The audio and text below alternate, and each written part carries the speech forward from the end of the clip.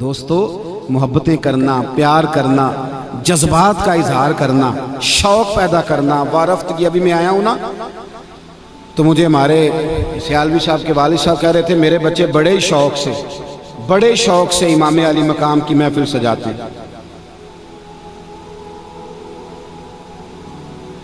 بڑے شوق سے امام علی مقام کی محفل کرتے ہیں، تو ان کے لیے دعا کریں۔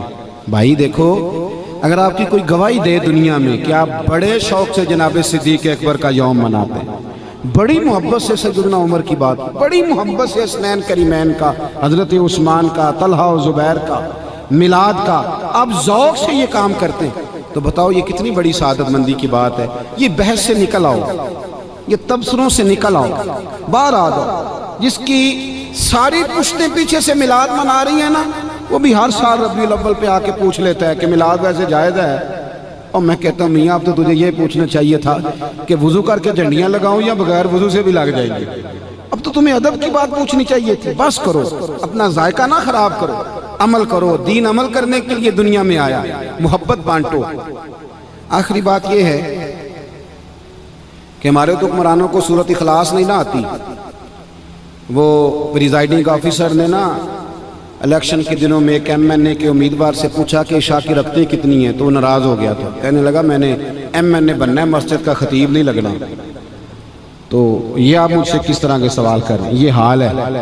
لیکن یزید تو جامع مسجد دمشق کا خطیب تھا، بھائی پگڑی داڑھی والا بندہ تھا، وہ تو حج پہ خطبے دیتا تھا جا کے۔ امام علی مقام اس کے خلاف کیوں نکل آئے؟ میں نے کہا ان کو تو سورۃ اخلاص نہیں آتی، وہ تو جمعہ پڑھاتا تھا، وہ تو خطیب تھا، امام علی مقام کیوں نکلے؟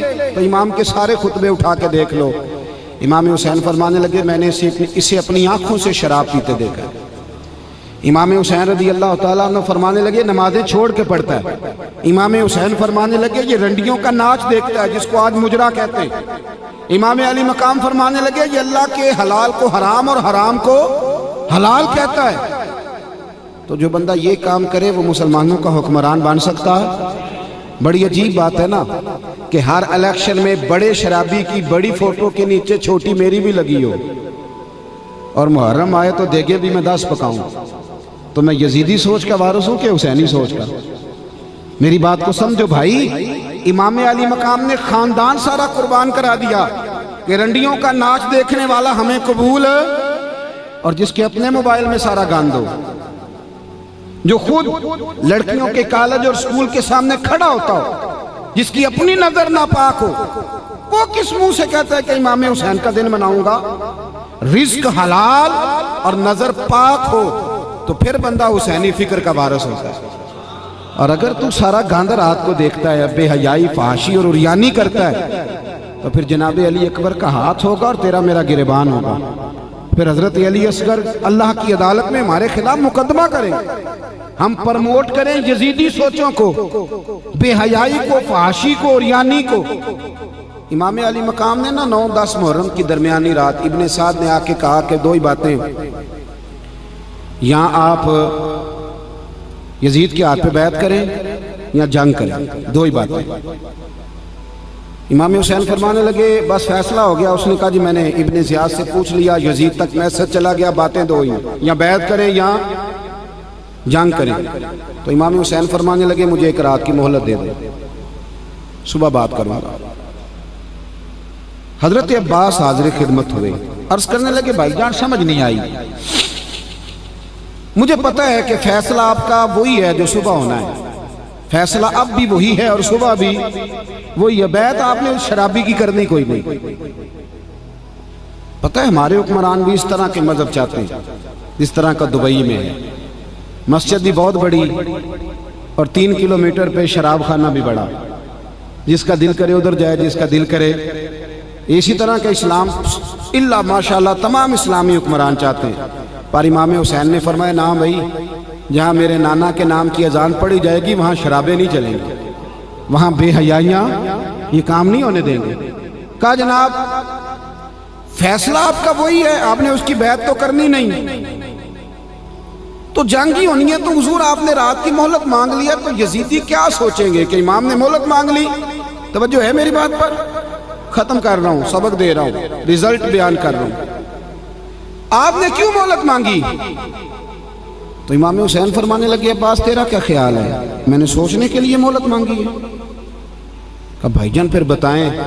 تو میرے امام کا یہ جملہ کبھی نہ بھولنا۔ امام علی مقام فرمانے لگے عباس تجھے پتہ ہے نا مجھے سجدوں سے بڑا ہی پیار ہے، تجھے پتہ ہے مجھے تلاوت سے بڑا ہی پیار ہے، تجھے پتہ ہے مجھے دعا اور استغفار سے بڑی ہی محبت ہے۔ فرمایا ایک رات اس لیے لی ہے کہ میں ذرا کھول کے اپنے رب کی بارگاہ میں سجدے کروں، میں ذرا کھول کے دعا کروں، استغفار کروں۔ سنگیو ہماری بحث 5 گھنٹے کی ہو لیکن درود پاک کی باری آئے تو یہاں ہمیں کام یاد آ جائے، یہاں ہمیں نیند آ جائے۔ تو امام علی مقام کا تو سجدوں سے پیار ہے۔ امام حسین نے سر سجدے میں کٹایا ہے اور تلاوت نیزے کی نوک پہ بھی جاری رہی۔ اگر تیری نماز قضا ہوتی ہے اور تو نے قرآن کبھی کھول کے نہیں دیکھا تو پھر بتا تو کس فکر کا مالک، کس سوچ کا تو مالک؟ اپنی دلچسپیاں حقیقت کی طرف لائیں، حقیقت کا سفر کریں۔ امام حسین کے خیموں میں 3 دن تک کھانا اور پانی بند رہا ہے پر قرآن پاک کی تلاوت 1 منٹ کے لیے بھی بند نہیں ہوئی، نماز کسی کی ایک بھی قضا نہیں ہو گئی۔ اور تیری بیٹے کی شادی پہ بھی نماز قضا ہو جاتی ہے، تیری منگنی اور ولیمے پہ بھی نماز رخصت ہو جاتی ہے۔ خدا را واپس لوٹیں، اصل کا سفر کریں۔ ایک تو عقیدت مند بنے، نیاز مند بنے، باادب بنے، اور دوسرا ان سوچوں کی پیروی کریں۔ آپ کو نا شرابی، فاسق اور فاجر آدمی دیکھ کے غصہ آنا چاہیے، اظہار بیزاری پیدا ہونا چاہیے۔ ہمیں تو مصیبت لگ گئی ہے، فوٹو کھچانی ہے اور جس طرح کا مرضی ہو، یہ ہم سے نہ رقم ہوں گے قصیدے یزید کے، ہم لوگ تو حسین کے سیرت نگار ہیں۔ اور ویسے بھی دوستی قاتل سے بھی، مقتول سے یارانہ بھی، یہ کیسے ہو سکتا ہے؟ اپنی سوچوں کے زاویے درست کریں، کھڑے ہونا سیکھیں، کھڑے ہونا۔ نظریں پاک محمد بن قاسم آئے نا یہاں لڑائی کرنے کے لیے، بڑے پریشان تھے محمد بن قاسم۔ ایک بزرگ ملے تو کہنے لگے بیٹے کیوں پریشان ہو؟ اس نے کہا جی نیا علاقہ ہے، راج دہر سے مقابلہ ہے، زبان آتی نہیں، رستوں کا پتہ کوئی نہیں، کیسے لڑوں گا؟ نوجوان میری بات پہ غور کریں۔ کچھ دنوں کے بعد وہ بزرگ دوبارہ ملے تو محمد بن قاسم بڑے خوش تھے، مطمئن تھے، حشاش بشاش۔ بزرگ کہنے لگے کیا ہوا؟ ابھی جنگ تو ہوئی نہیں۔ کہنے لگا حضرت جی مجھے پتہ چل گیا ہے، راجہ دہر چند گھنٹے میرے سامنے کھڑا نہیں ہو سکتا۔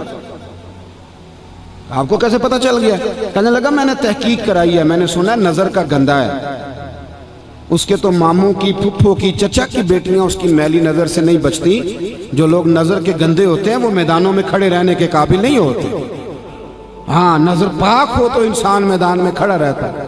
تو میرا مقابلہ نہیں کر سکتا۔ حسینی وہ ہوتا ہے جس کی نظر میں صفائی ہوتی ہے، بات میں صداقت ہوتی ہے، جس سے میدان میں ٹھہرنا آتا ہے، جو سویرے بات اور کرے، دوپہر کو اور کرے، شام کو اور کرے۔ اس کا امام علی مقام کی سوچ سے کیا واسطہ؟ ذرا کھڑا ہونا سیکھے، کھڑا ہونا۔ ہوا کا رخ دیکھ کے فیصلے نہ بدلا کرو، بلکہ فیصلے اس طرح آپ کے فیصلوں سے دنیا بدل جائے۔ انقلابی وہ لوگ ہوتے ہیں جو بدل دیتے ہیں دنیا کو۔ انسان کو بیدار تو ہو لینے دو، ہر شخص پکارے گا ہمارے ہیں حسین۔ جیسا کہ میں نے شروع میں عرض کیا تھا کہ محفلیں کسی شخص سے منسوب نہیں، یہ اللہ رسول کے نام کی۔ میں آیا، اپنی حاضری دی، بعد میں لوگ آئیں گے، اس سے پہلے بھی لوگ آتے رہے، تو محفل سرکار کی محفل سمجھ کے آپ سنا کر